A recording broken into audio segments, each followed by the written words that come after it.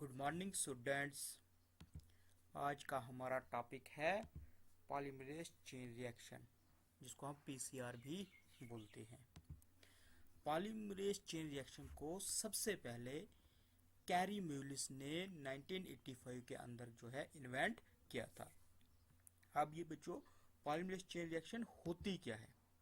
Polymerase chain reaction ऐसी technique है जिसमें हम लार्ज क्वांटिटी ऑफ कुछ स्पेसिफाइड डीएनए को जनरेट कर सकते हैं। उसको हम बोलते हैं पॉलीमरेज चेन रिएक्शन।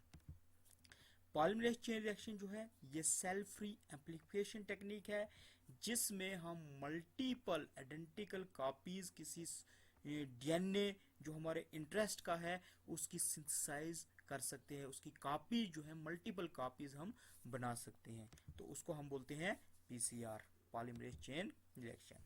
अब पॉलीमरेज चेन रिएक्शन किस प्रिंसिपल्स पे काम करता है? डबल स्टैंडर्ड डीएनए जो भी हमारे इंटरेस्ट का है, जिस डीएनए की हम कॉपीज करना चाहते हैं, तो उस डबल स्टैंडर्ड डीएनए को क्या किया जाता है? डीनेचर किया जाता है। डीनेचर मतलब मेल्ट किया जाता है। डबल स्टैंडर्ड डीएनए को जब मेल्ट किया जाएगा तो वो क्या हो जाएगा?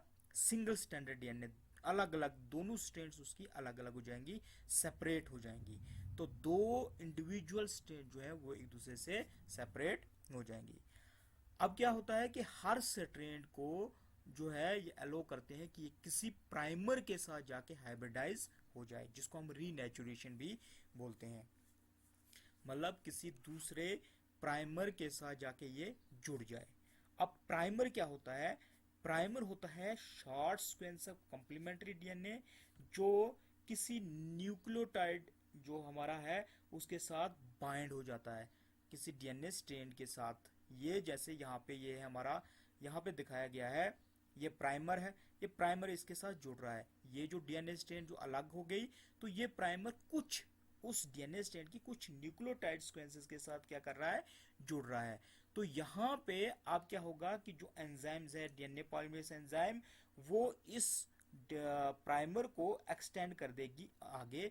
कैसे आगे? कि इसमें और न्यूक्लियोटाइड जो है वो ज्वाइन हो जाएंगे, ऐड हो जाएंगे, जिससे क्या होगा कि डीएनए की सिंथेसिस होगी। तो ये जो डीएनए स्ट्रैंड है ये एक्ट कर रहा है एज टेम्पलेट। तो प्राइमर के साथ जुड़ जाना मतलब प्राइमर क्या है? शॉर्ट सीक्वेंस है कंप्लीमेंट्री डीएनए सीक्वेंसेस की, जो उस स्ट्रैंड के कुछ न्यूक्लियोटाइड के साथ जाके बाइंड हो जाती है। उसके बाद एंजाइम इस प्राइमर के पे आके बाइंड होंगी और वो इसको एक्सटेंड करेंगी आगे बाय एडिंग न्यूक्लियोटाइड्स। उसके अंदर कुछ न्यूक्लियोटाइड्स ऐड करके टुवर्ड्स द 3 प्राइम एंड की तरफ, जिससे दूसरा स्ट्रैंड जो है उसकी सिंथेसिस हो जाएगी।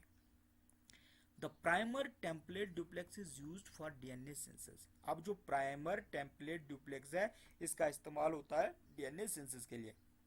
प्राइमर आ गया हमारा ये वाला, और टेम्पलेट आ गया ये। एक टेम्पलेट ये है डुप्लेक्स का और दूसरा ये वाला टेम्पलेट है, जिसका इस्तेमाल हो रहा है किससे?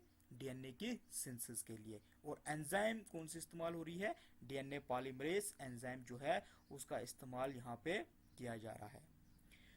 उसके बाद डिनेचुरेशन होती है। डिनेचुरेशन हो गया कि दो डीएनए स्ट्रैंड्स को, जो डबल स्टैंडर्ड डीएनए है उसको डीनेचर करके सेपरेट हो जाएंगी दो स्ट्रैंड्स में, मेल्ट करके वो अलग अलग स्ट्रैंड्स बन जाएंगी। रिनेचुरेशन हो गया दोबारा से जुड़ जाना, डीएनए स्ट्रैंड जो है डबल स्टैंडर्ड बन जाना।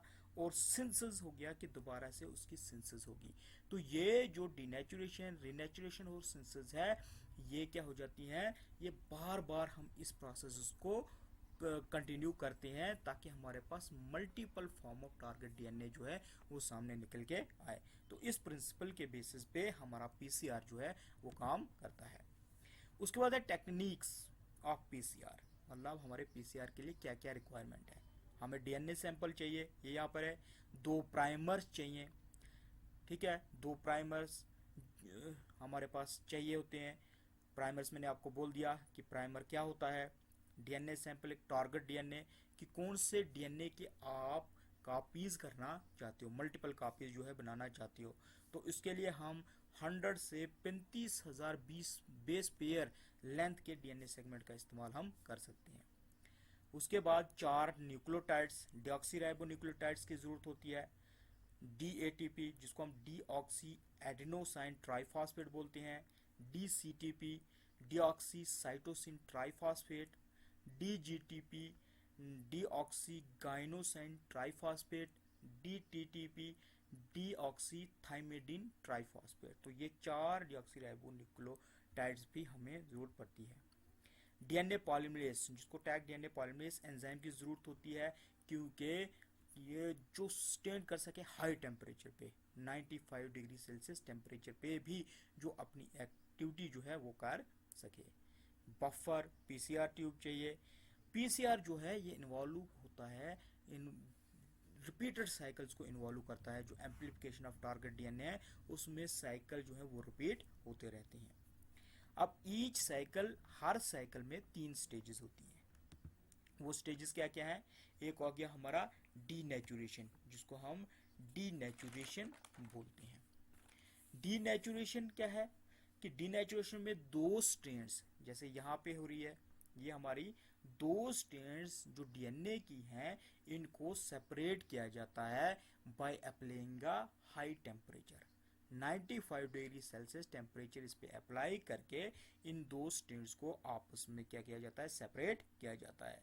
तो जब ये दोनों स्ट्रेंड्स सेपरेट होती हैं तो ये सिंगल स्ट्रेंड जो है ये एक्ट करती हैं एज टेम्पलेट, एक्ट करती हैं एज डीएनए टेम्पलेट। अब ये डीएनए टेम्पलेट क्या होता है? ये सिंगल स्टैंडर्ड डीएनए है जिसको डीएनए पॉलीमरेज एंजाइम इस्तेमाल करती है फॉर कॉपिंग, कि डीएनए की कॉपीज बनाने के लिए उसका काम करती है। तो इसमें क्या होता है कि जैसे आपको पता है एडेनिन, थाइमिन, गानियन और साइटोसिन जो है ये आपस में पेयर करते हैं। तो आपको इसमें क्या चाहिए होता है? एक डीएनए स्ट्रैंड चाहिए होता है जिसको आप यूज कर सको as template for reproducing the missing strand of DNA. मतलब कोई दूसरी एक स्ट्रैंड तो आपके पास है तो इसको आप टेम्पलेट यूज कर रहे हो ताकि आप जो ये मिसिंग स्ट्रैंड है दूसरी स्ट्रैंड उसको रिप्रोड्यूस आप कर सको। तो उसको बोलते हैं हम डीएनए टेम्पलेट। तो ये जो 2 डीएनए स्ट्रैंड्स हैं ये एक्ट करती हैं as DNA templates. Second step आता है एनीलिंग या जिसको हम रीनेचुरेशन बोलते हैं। यहाँ पे 2 स्ट्रैंड जो है ये अलग अलग हो रही है, सेपरेट हो रही हैं। तो जैसे ही अब temperature Aahista Aahista cool down हो जाता है, मतलब टेम्परेचर 55 डिग्री सेल्सियस पे पहुंचेगा, तो जो प्राइमर बेस है with complementary flanking target DNA strand के साथ ये क्या करेगी? ये जुड़ना शुरू हो जाएगी। जैसे यहाँ पे मान लीजिए ये हमारा प्राइमर है, तो ये प्राइमर एक कुछ न्यूक्लियोटाइड्स के साथ क्या कर रहा है? यहाँ पे आके जुड़ जा रहा है। न्यूक्लियोटाइड्स के साथ क्या कर रहा है? इस स्ट्रैंड की कुछ न्यूक्लियोटाइड्स के साथ आके जुड़ गया। अब डीएनए पॉलीमरेज एंजाइम क्या करेगी कि वो भी इस प्राइमर के साथ अटैच हो जाएगी। अटैच होने के बाद ये इस प्राइमर को एक्सटेंड कर देगी आगे। एक्सटेंड कैसे करेगी कि इसमें और न्यूक्लियोटाइड जो है वो ऐड होते जाएंगे, तो जिससे ये आपकी जो दूसरी स्ट्रैंड है वो कंप्लीट हो जाएगी और डीएनए की जो है वो सिंथेसिस हो जाएगी। उसके बाद तीसरा है हमारे पास जिसको हम बोलते हैं सिंथेसिस। सिंथेसिस या एक्सटेंशन भी हम इसको बोलते हैं कि नए स्ट्रैंड की सिंथेसिस कैसे की जाए है। तो जो डीएनए की सिंथेसिस है वो कहां से शुरू होती है? वो होती है 3 prime hydroxyl end of each primer, कि इस प्राइमर का जो 3 प्राइम हाइड्रोक्सिल एंड है उससे डीएनए की सिंथेसिस जो है वो इनिशिएट होती है। तो ये प्राइमर जो है ये क्या किए जाते हैं? एक्सटेंड किए जाते हैं कि जो इस डीएनए स्ट्रैंड पे आगे कि इसकी जितनी भी बेस कंप्लीमेंट्री बेस पेयर हैं इस स्ट्रैंड की वो इसके साथ आके ज्वाइन हो जाती हैं इस डीएनए स्ट्रैंड के ऊपर। तो सिंथेसिस प्रोसेस जो है ये इसको हम कंपेयर कर सकते हैं जैसे हमारे पास डीएनए रेप्लिकेशन है। डीएनए रेप्लिकेशन भी होता है कि डीएनए की बहुत सारी कॉपीज बन जाती हैं, तो उसके साथ भी हम इसको क्या कर सकते हैं? कंपेयर कर सकते हैं। दूसरा, जब भी हम डीएनए की कॉपीज बना रहे हैं, सिंथेसिस करवा रहे हैं, तो हमें ऑप्टिमम टेम्परेचर जो है वो मेंटेन करके रखना होता है। जो डीएनए पॉलीमरेज को जरूरत होता है कि किस ऑप्टिमम टेम्परेचर पे हमारा जो डीएनए पॉलीमरेज एंजाइम है वो काम कर सकती है।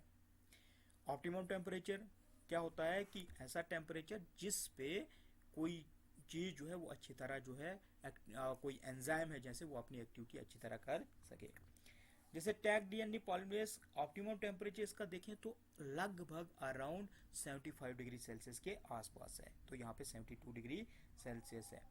और इकोलाई के अंदर हम देखें अगर तो डीएनए पॉलीमरेज का जो ऑप्टिमम टेम्परेचर है वो 37 डिग्री सेल्सियस रहता है। तो ये है सिंथेसिस प्रोसेस की कैसे ये सिंथेसिस शुरू होती है, दूसरे डीएनए स्ट्रेन कैसे सिंथेसाइज हो जाता है। तो जब भी हमने यहाँ पे देखो आप ये जो है प्राइमर जब ऐड होके ये एक्सटेंड हो गए और ये दूसरी डीएनए स्ट्रेन जो है ये कंप्लीट हो गई और हमारे एक डीएनए हमारे पास ऊपर था, यहाँ से हमारे पास दो डीएनए जो हैं वो बन के दो डीएनए की कॉपी जो है वो बन के आ रही है। तो ऐसे ही ये साइकिल को दोबारा रिपीट करके तो ये सारे प्रोसेस डिनेचुरेशन, एनीलिंग, एक्सटेंशन को दोबारा रिपीट करके हमारे पास 2 से 4, 4 से 8, 8 से 16 जो डीएनए की कॉपीज बनती जाएंगी। तो जब भी अब हमने ये सिंथेसिस की रिएक्शन को अगर हमने स्टॉप करना है तो हम क्या करेंगे, टेम्परेचर को रेज कर देंगे 95 डिग्री सेल्सियस पे। तो ये जो पूरा साइकिल है डिनेचुरेशन, एनीलिंग, एक्सटेंशन, इस पूरे साइकिल को जो है खत्म होने में तकरीबन 3 से 5 मिनट लगते हैं। तो ये है डिफरेंट स्टेजेस ऑफ पीसीआर कि कैसे डीएनए की सिंथेसिस होती है डिफरेंट स्टेजेस में। उसके बाद साइकिल्स हैं पीसीआर के।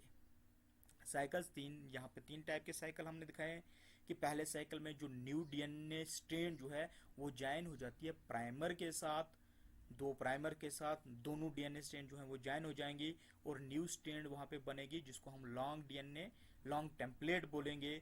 और इस लॉन्ग टेम्पलेट का हम इस्तेमाल करते हैं सेकंड साइकिल में। तो सेकंड साइकिल में एक किसका डीएनए स्ट्रेन कौन सी इस्तेमाल होगी, एक जो ओरिजिनल है और एक जो न्यू सिंथेसाइज्ड।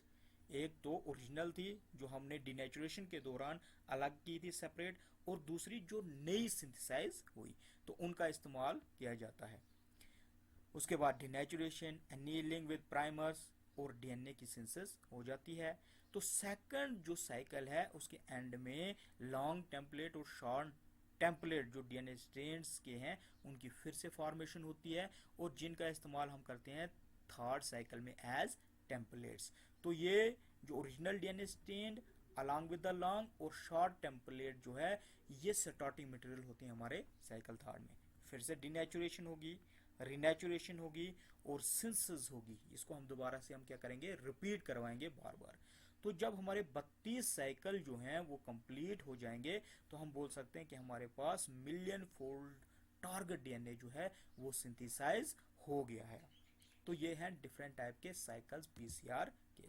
उसके बाद हम बात करेंगे एप्लीकेशंस ऑफ पीसीआर, कहाँ कहाँ हम पीसीआर का इस्तेमाल कर सकते हैं। सबसे पहले prenatal diagnosis of inherited diseases कि प्रीनेटल का मतलब होता है बर्थ से पहले ही।